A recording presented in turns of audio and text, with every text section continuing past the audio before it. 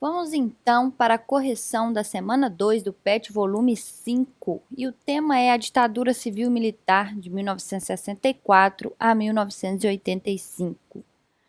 Um período aí de 21 anos que o Brasil foi comandado pelos militares. A gente vai direto para as atividades, por quê? Porque é muita coisa e ao longo da atividade eu vou explicando um pouco sobre elas. Atividade 1.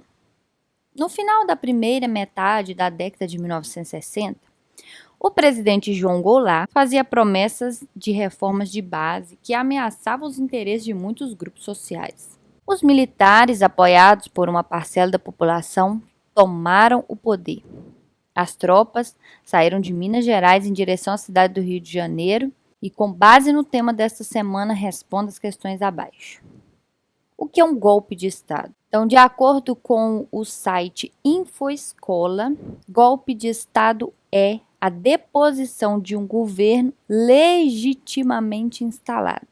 Ou seja, o governo está lá instalado, funcionando, com todas as suas esferas funcionando, eles vão lá depor esse líder e instalar um novo governo. Letra B. Durante o regime militar, pouco a pouco as liberdades democráticas foram interrompidas. Esse período foi marcado por contradições, perseguições, mortes, torturas e violação dos direitos humanos. O regime se apoiou na repressão e durou mais de 2 décadas. Caracterize esse processo histórico completando o quadro abaixo. Então, para completar esse quadro, a gente colocou um resuminho bem resumido aí. Período em que ocorreu: 1964 a 1985. Grupos que apoiaram o golpe militar: classe média, conservadores, empresários, imprensa e os Estados Unidos. Grupos perseguidos pela ditadura: jornalistas, artistas, estudantes, políticos ligados ao governo anterior, funcionários públicos, líderes sindicais e etc. Principais políticas adotadas: censura, repressão, perseguição, aumentos de impostos e o desenvolvimentismo.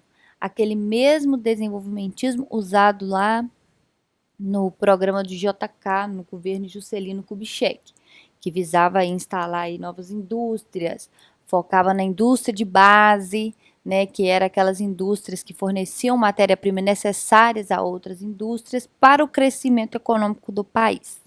Resultados e consequências do regime militar. Fim da experiência democrática por 21 anos. Então, o Brasil trocou de presidente neste período com votos de eleições indiretas. O povo não teve nenhuma participação na escolha desses líderes. Atividade 2. Acompanhe o roteiro ilustrado abaixo e faça o que se pede. Durante essa atividade, vai ter aí um roteiro no PET de vocês, né, que compõe aí todos os presidentes que passaram na época da ditadura militar. E aí você vai poder acessar no PET, dar uma lida. Eu não vou passar um por um aqui, porque senão vai ocupar muito tempo e já está aí disponível para você ler. Então, agora nós vamos às perguntas. O que é política externa?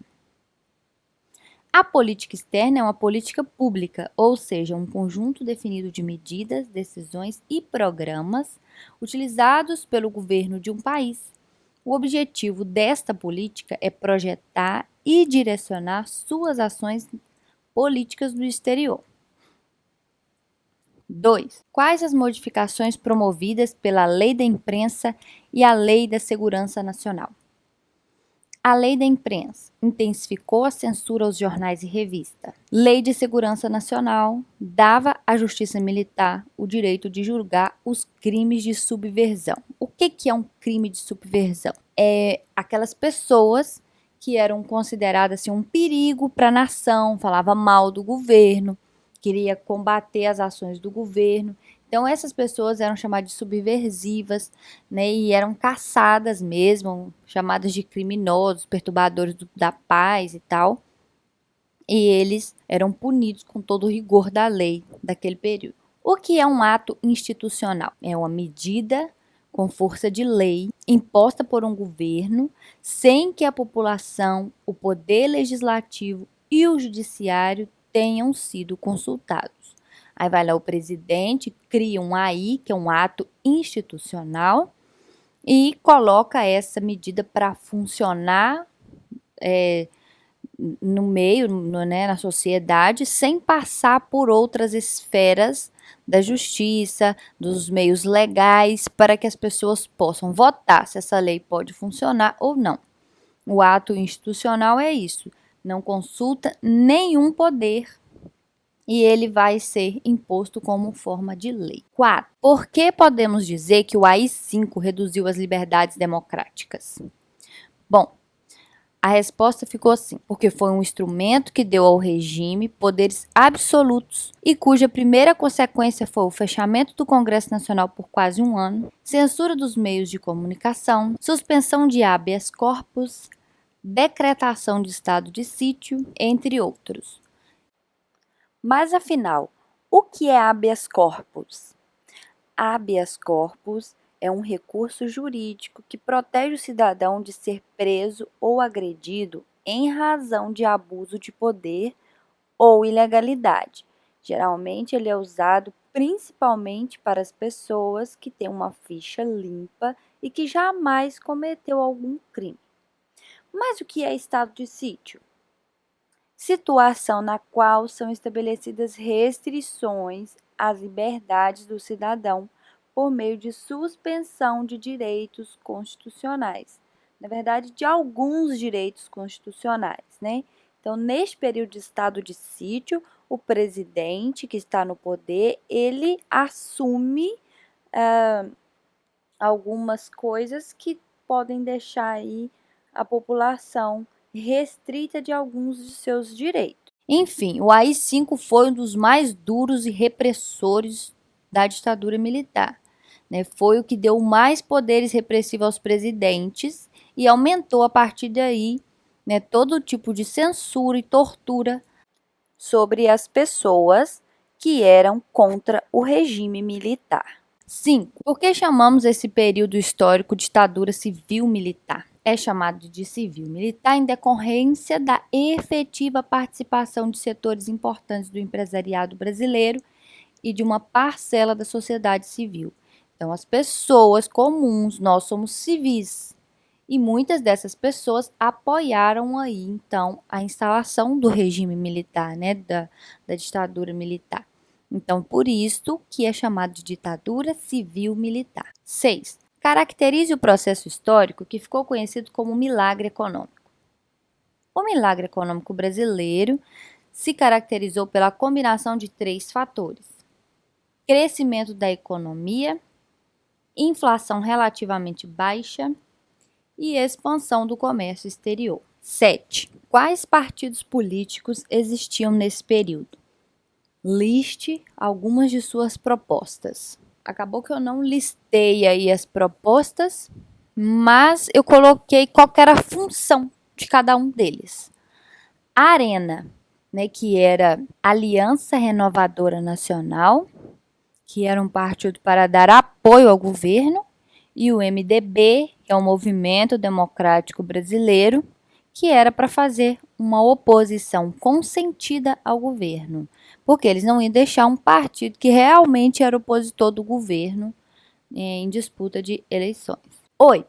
A campanha pelas diretas já se espalhou pelo país. Quem participava e como é que reivindicava? As diretas já foi um movimento popular, então quem participava? O povo. Ocorrida entre os anos de 1983 e 1984, que reivindicava, né, que defendia a aprovação no Congresso da emenda constitucional proposta pelo deputado federal Dante de Oliveira para a realização de eleições presidenciais diretas em 1985. Ou seja, reivindicava o direito de voto das pessoas. Atividade 3. As charges são, em geral, trabalhos artísticos veiculados em panfletos, jornais e etc.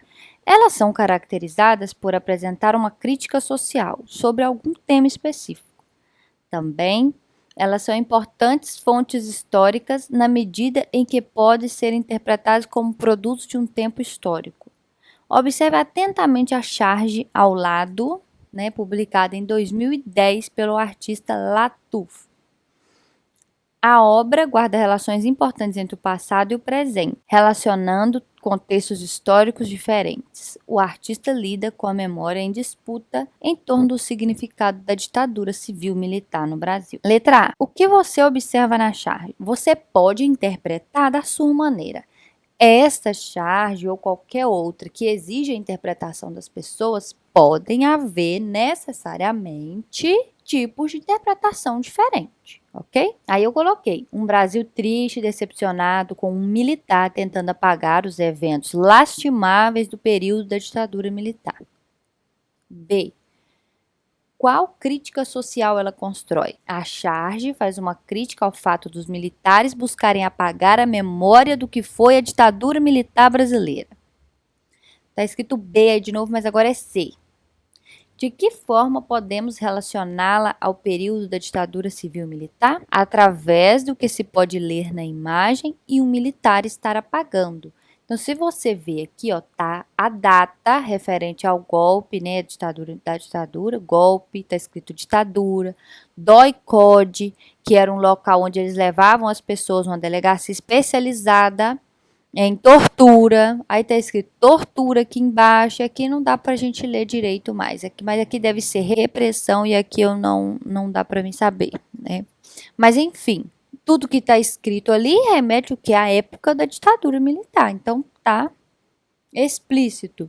E o militar apagando quer dizer o quê? Ele, né, que ele está querendo que isso saia da história, né, do Brasil. C, que seria no caso então a letra D, tá assim. Como podemos relacioná-la à questão dos direitos humanos? Aí eu coloquei um trechinho muito conhecido, que muita gente fala assim: um povo que não conhece a sua história está condenado a repeti-la. Então, o que isso está relacionado aos direitos humanos? O direito de conhecer a história tal qual ela aconteceu, tal como ela aconteceu, para que isso não venha se repetir, né, e não venha afligir mais pessoas no futuro, ok? Se foi útil, então você curte, compartilha esse vídeo com seu colega, dá um joinha para mim, me ajuda por favor também. Beijo no coração e até a próxima.